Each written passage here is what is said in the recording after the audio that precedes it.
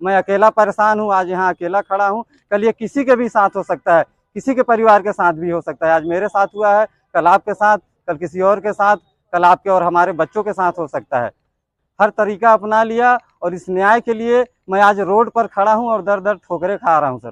तो मैं ट्रेनिंग से लेकर आज तक आप लोगों ने यही सिखाया कि हम 2 महीने घर पर रहते हैं और 10 महीने ड्यूटी पर, और यही हमारा असली घर परिवार है। आज मैं सर यहाँ इतना अकेला हो गया हूँ और ये व्यवस्था देखकर मैं टूट चुका हूँ। वो किसी फौजी या उसके परिवार के ऊपर जब भी नज़र उठाएं गलत तरीके से, नुकसान करने के तरीके से, किसी अपराध को करने के लिए, तो वो सोचें कि हमारा हाल भी संतोष कुमार की तरह होगा और हमारी जगह सलाखों के पीछे होगी। जय हिंद साथियों, मेरा नाम कांस्टेबल जीडी रयूफ अंसारी है। मैं केंद्रीय अर्धसैनिक बल सशस्त्र सीमा बल में कार्यरत हूँ। मैंने हलिया थाना क्षेत्र अंतर्गत देवरी बाजार में ज़मीन खरीदकर 2 कमरे के मकान का निर्माण किया था, जिसके प्लास्टर का काम बाकी था और मेरी छुट्टी ख़त्म हो गई थी और मैं वापस ड्यूटी ज्वाइन कर लिया। जिस दौरान संतोष कुमार नाम के स्थानीय दबंग ने सरंगाई बस मेरे घर पर कब्जा कर लिया। जैसे मुझे उसकी सूचना मिली, मैंने आकर उनसे अपना मकान खाली करने को कहा, तो उन्होंने खाली करने से मना कर दिया और कहा कि अगर हाथापाई करेंगे, जोर ज़बरदस्ती करेंगे, तो हम आपके ऊपर ST SC लगवा देंगे और आपकी नौकरी खा जाएंगे। सर, इस असामाजिक तत्व से लड़ते लड़ते अपने घर को खाली कराते कराते आज 4 वर्षों का समय बीत चुका है। मैं परेशान और हताश हो चुका हूँ। उसने मेरे ऊपर, मेरे घर में घुसने के पश्चात उल्टा मुकदमा चला रखा है। बताइए, मैं अपने ही घर में रहने के लिए मुकदमा लड़ूंगा? बताइए, जिस समय मैंने वो घर बनवाया मैं छत्तीसगढ़ में तैनात था। वो इतनी टफ सिचुएशंस का पैसा मैंने उस घर में लगा रखा है। मेरा ज़मीर गवाही नहीं देता है कि मैं अपने ही घर में लगाए हुए पैसे के लिए मुकदमा लड़ूं, उसमें रहने के लिए मुकदमा लड़ूं। मैं अभी पिछले सोमवार को फिर यहाँ आया था, रिक्वेस्ट की थी मीडिया के साथी बंधुओं के माध्यम से, रोकर गिड़गिड़ाकर जो बन सका मुझसे उस तरीके से मैंने रिक्वेस्ट की, अपनी बात पहुँचाई, कहा कि मेरा घर खाली करा दीजिए, मेरा घर मुझे वापस दिला दीजिए। आज 1 हफ्ते का समय बीत चुका है। वो सरहंग, वो गुंडा आज भी खुलेआम हमारे सभ्य समाज में घूम रहा है, जबकि ऐसे असामाजिक तत्वों की जगह मेरे हिसाब से सलाखों के पीछे होनी चाहिए। मैं अकेला परेशान हूँ, आज यहाँ अकेला खड़ा हूँ। कल ये किसी के भी साथ हो सकता है, किसी के परिवार के साथ भी हो सकता है। आज मेरे साथ हुआ है, कल आपके साथ, कल किसी और के साथ, कल आपके और हमारे बच्चों के साथ हो सकता है। मैं अकेला खड़ा हूँ, मेरे साथ कोई नहीं है, लेकिन आप लोगों से आग्रह है कि आप लोग आगे आइए, मेरी बात को आगे पहुँचाइए। जब हर बार मेरी छुट्टी समाप्त हो जाती है और इस बार भी वही हो रहा है। 2 महीने की छुट्टी मेरी ऑफिसों के, दफ्तरों के चक्कर काटते काटते ख़त्म हो गई है। मेरा परिवार भाड़े पे है, मेरी 2 बच्चियाँ हैं। 6 महीने से मैंने उनका फीस नहीं जमा कर पाया हूँ मैं स्कूल का। इस सिस्टम के तरीके से, सही तरीके से लड़ते लड़ते 15 लाख रुपए का मैं कर्जदार हो गया हूँ।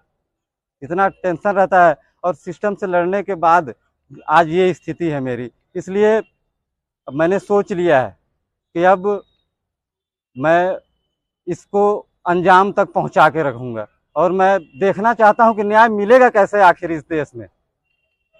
हम सीमा पर डटे हुए हैं, हमारा घर परिवार सब यहाँ किसके भरोसे है? आखिर सरकार ने यहाँ हमारे बच्चों की जवाबदारी और जिम्मेदारी हमारे परिवार की दे किसको रखी है?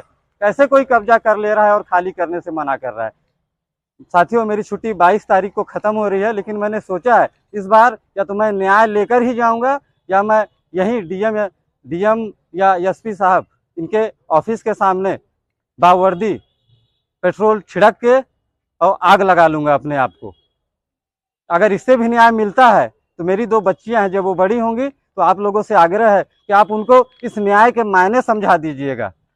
और मैं आप लोगों के माध्यम से अपने डिपार्टमेंट के सभी सीनियर्स से माफ़ी चाहता हूं कि शायद मुझे पता नहीं है कि ये तरीका सही है या गलत है न्याय मांगने का, लेकिन मैंने हर तरीका अपना लिया और इस न्याय के लिए मैं आज रोड पर खड़ा हूं और दर दर ठोकरें खा रहा हूं सर। तो मैं ट्रेनिंग से लेकर आज तक आप लोगों ने यही सिखाया कि हम 2 महीने घर पर रहते हैं और 10 महीने ड्यूटी पर, और यही हमारा असली घर परिवार है। आज मैं सर यहाँ इतना अकेला हो गया हूँ और ये व्यवस्था देखकर मैं टूट चुका हूँ। आज मैं आप लोगों की मुझे इतनी याद आ रही है, ऐसा लग रहा है कि मैं अपने परिवार से दूर हूँ। और मुझे अफसोस होगा अगर मेरी नौकरी भी चली जाती है, तो मुझे नौकरी जाने का अफसोस नहीं होगा, मुझे आप लोगों से, अपने परिवार से बिछड़ने का दुख होगा। और इस दबंग ने, इस संतोष कुमार ने मतलब इतनी हदें पार कर दी हैं हमारे पिताजी से। मतलब खुलेआम बाजार में ये कहना कि ऐसा फौजी हमने बहुत देखा है, फौजी माने क्या होता है, हम देख लेंगे, कुछ नहीं कर पाएंगे, दौड़ा रहे हैं 4 साल से, 5 साल से, 20 साल 40 साल दौड़ाएंगे, उसके बाद भी अपना मकान नहीं ले पाएंगे। तो साथियों, मैंने तो ठान लिया है कि मैं तो इसे बता के रहूँगा कि फौजी क्या होता है। और इस मुद्दे को, इस मसले को, इस मामले को मैं या तो वहाँ तक पहुँचा दूंगा कि इस सरहंग संतोष कुमार के केस को देखकर जितने भी और असामाजिक तत्व हमारे समाज में हैं, वो किसी फौजी या उसके परिवार के ऊपर जब भी नज़र उठाएं गलत तरीके से, नुकसान करने के तरीके से, किसी अपराध को करने के लिए, तो वो सोचें कि हमारा हाल भी संतोष कुमार की तरह होगा और हमारी जगह सलाखों के पीछे होगी। साथियों, मैं आप लोगों के माध्यम से आज ये इस कानून व्यवस्था से, इस पूरे सिस्टम से ये मांग करना चाहता हूँ कि 22 तारीख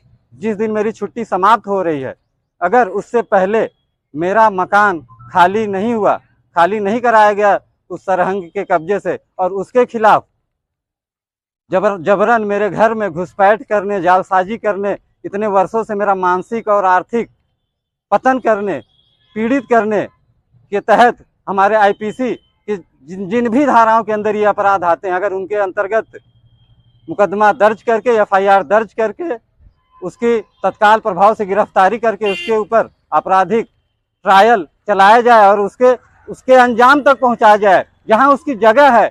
मैं कहना चाहता हूं कि ऐसे असामाजिक तत्वों का, ऐसे घिनौने और गंदे लोगों का हमारे सभ्य समाज में कोई काम नहीं है। इनकी असली जगह जेल की सलाखों के पीछे है। मैं आप लोगों से निवेदन करता हूं कि आप लोग जो भी हैं, जहां भी हैं, जहां से भी मुझे सुन रहे हैं, मेरा साथ दीजिए और इस दबंग को इसकी असली जगह पर पहुंचाने में मेरा सहयोग करिए।